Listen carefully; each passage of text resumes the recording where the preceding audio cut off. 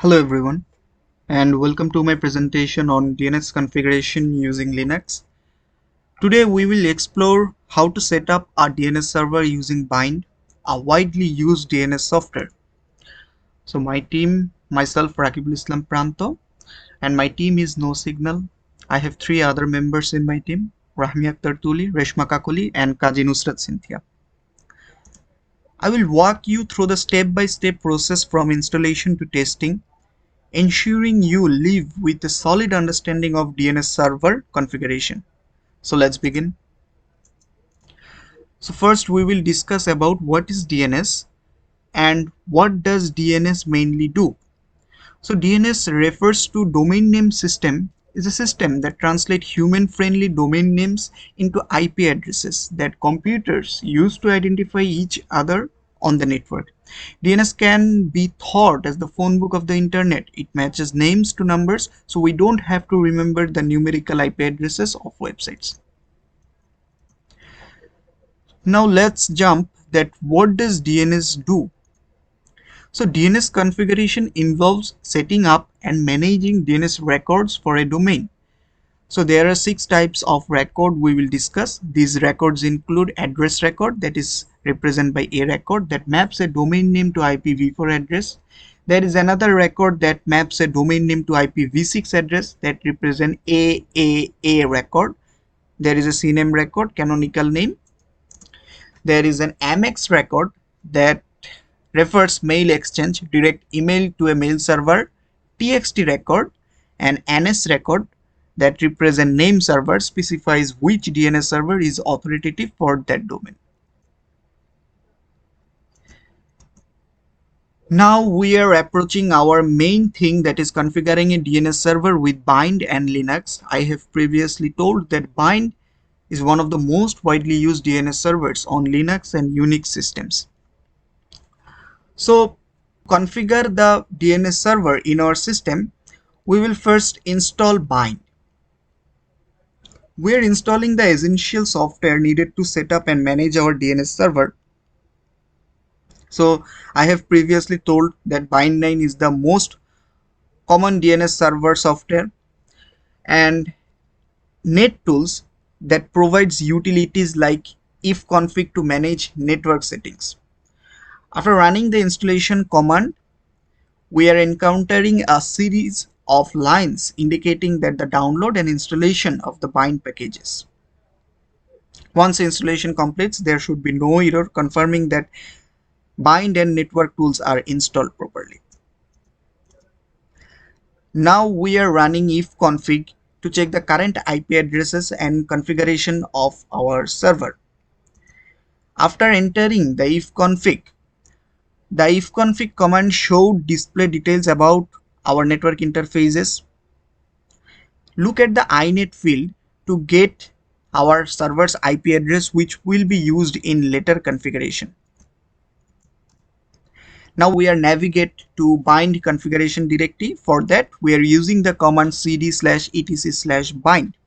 All Bind related configuration files such as zone files and options are stored in this directory. We need to access them to edit and set up DNS. So after running the ls command, we are seeing a list of configuration files and directories with /etc/bind. This confirms that we are in correct directory to start configuring our Bind. Now we are approaching in a main step, that is our editing the global configuration file. To editing the global configuration file, we are entering the following command in Linux systems. So after entering the command, we will look output like this, where we see a word forwarders. So what is forwarders? Forwarders allow us to direct DNS queries to external DNS server. Like here we are using the Google DNS, that is 8.8.8. If our server does not have the answer, we will get through Google DNS. So after first of all we are here to change our forward file. After making change, to name.conf.option, there is no immediate output. However, if you run cat named.conf.options, we see a new configuration with the forwarders and query options. Now we are creating a forward zone file for example.com, which will contain DNS records for the domain. The zone file holds the DNS records that map domain names to IP addresses and define mail servers. This is the core data that DNS servers use to resolve the names. After encountering the command, we are adding this content in this hollow screen and saving the content. When saving the zone file, there's no immediate output, but we can run cat/etc/bind/db.example to verify that the zone file contains the correct DNS records. Now let's approach one of the important steps of our DNS configuration, that is configure the main DNS server setting. So we are registering the DOM files by adding them to name.conf.local. So after entering the command, we will see a hollow screen where we have add this content, where we declare a zone that is named example.com and declare the type as master, that the DNS will deal with the master data type or authoritative data type. So now we are checking the configuration for errors.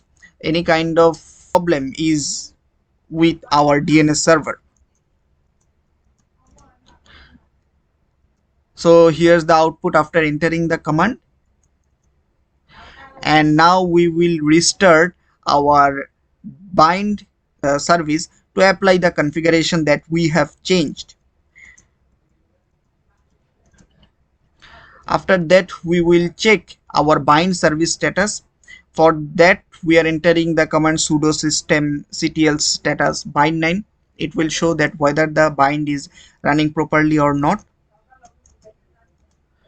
Now we will testing the DNS server using the dig tool to test DNS resolution by querying the local DNS server example.com domain. So you see that our DNS server is correctly set up and able to resolve the domain example.com to the IP address in answer section, which means the configuration is successful. So after encountering the Windows output, we have successfully configured a DNS server on Linux using bind. By following these steps, I hope you all can manage domain name resolution, set up mail servers, and even support DNS lookups. Thank you for your attention, and I hope this demonstration helps in your future DNS configuration. Thank you everyone.